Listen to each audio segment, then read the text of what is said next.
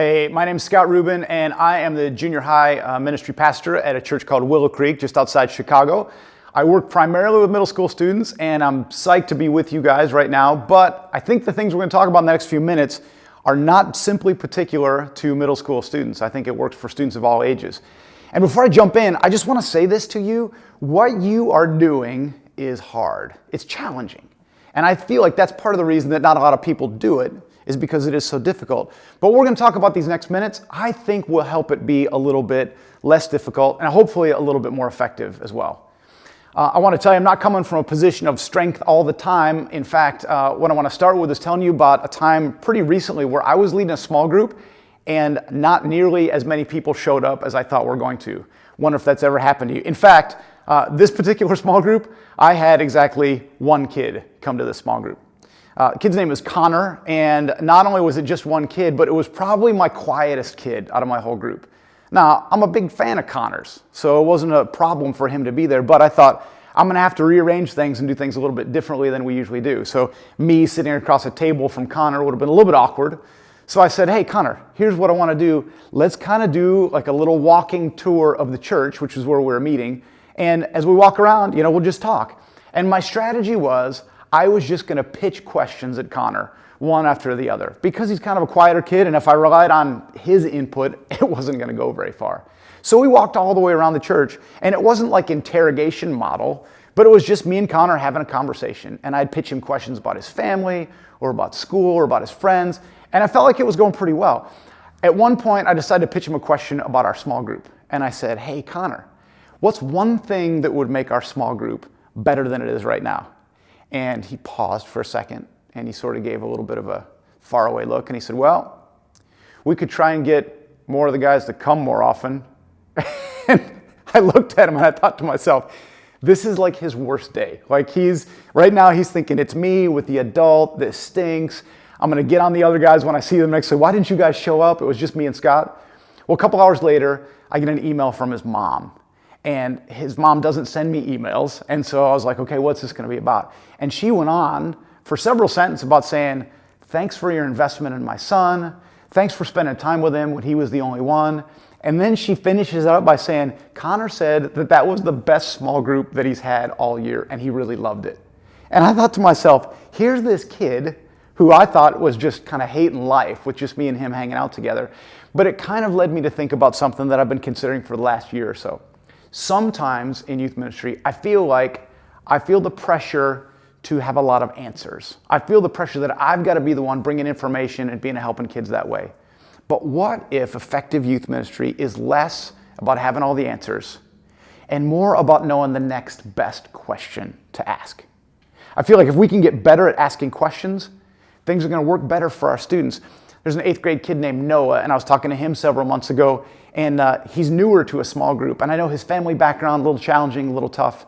And I said, how's it going in your small group? And he goes, oh, I love having a small group leader. And I said, why? And he said, before this, I just had to talk things out with myself. And I thought to myself, what does that even mean, to talk things out with yourself? But that was his reality. Now, a few months back, I had a family friend of ours come into town who's a teenager. And I know a little bit about his family background. I know things are challenging there. He goes to church every week. He's got great parents. But when we were talking and I was pitching him a bunch of questions about stuff and kind of engaging the conversation, I said, hey, back at your church, aside from your parents, is there anybody in your life who, you get to have conversations with, who asks you questions like the kind of thing that we're talking about now? He just kind of shook his head, looked a little confused, and he goes, no, that's not really real in my church. That doesn't really happen. So the thing I want to ask you to think about, and the thing that we're thinking about a lot in my ministry this year, is what if we could get better? Not about making sure that we have great answers to give, but what if we could get better about asking great questions? What's the next best great question that you could ask? Now, I think there's different audiences that you can think about asking questions to. The first one is obviously the student. When you think about a student and conversation, you think about showing up with a student, what are you going to ask them about? What happened in their week? Sure. But paying attention to how they respond to the conversation, how they're responding to the day, how they respond to something that somebody else says. I try to get my mind always working, thinking, what's going to be my next best question?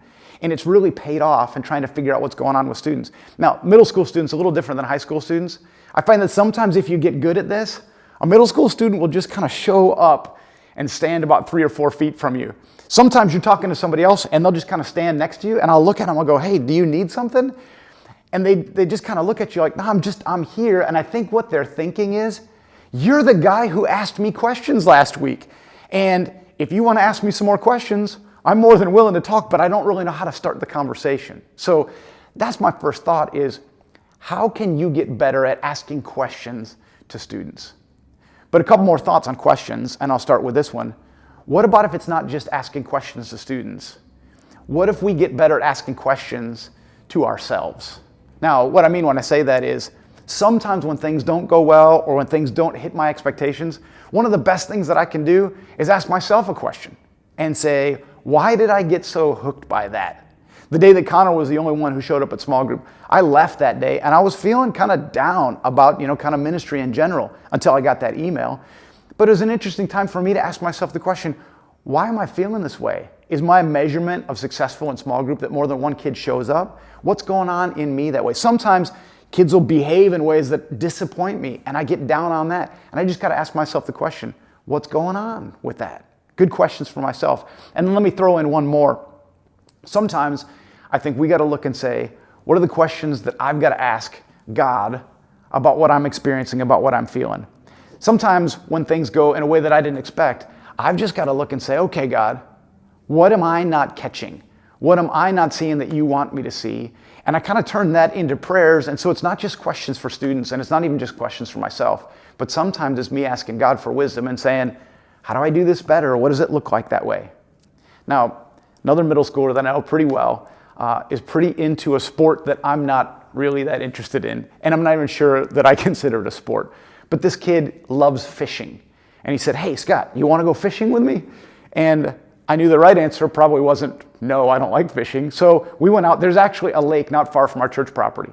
And so we went out, he gave me a fishing rod, and we stood by the side of the lake on a hot summer day, and we just cast the fishing rod into the lake time after time. And it got me thinking, as I was pitching this kid questions, a lot of times it's a lot like that, right? Sometimes you ask a question, and it's like nothing. And sometimes on that day, when I kind of cast the line out into the water, it was just still as anything, and there was nothing going on. Other times, we cast it out, and the bobber, I don't know much about fishing, but the bobber would go up a little bit and you're getting a little nibble. And I was like, okay, there's something happened here. Maybe that's a hot zone. Maybe that's a place where I can ask another question. And sometimes you pitch it out and you actually get a bite.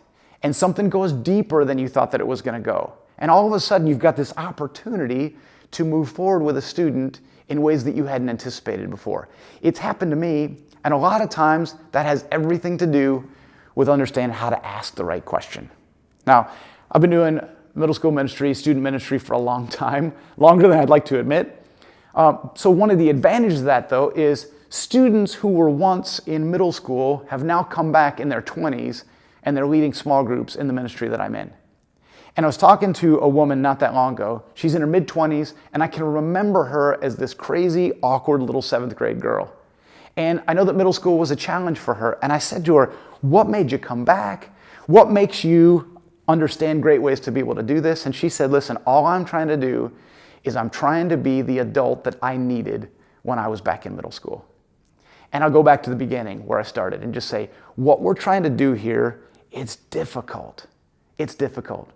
But if you and I can think more about not just having the right answers, not just giving the right information for students and coming up with wisdom that we can bring out to middle schoolers or high schoolers, but what if we could dig for the right next questions? It's really changed my ministry in some pretty profound ways, and I feel like it's made me more effective. Thanks for doing what you're doing. Thanks for caring about students, and thanks for doing something that's really difficult and that a lot of people just won't try. Have a great one.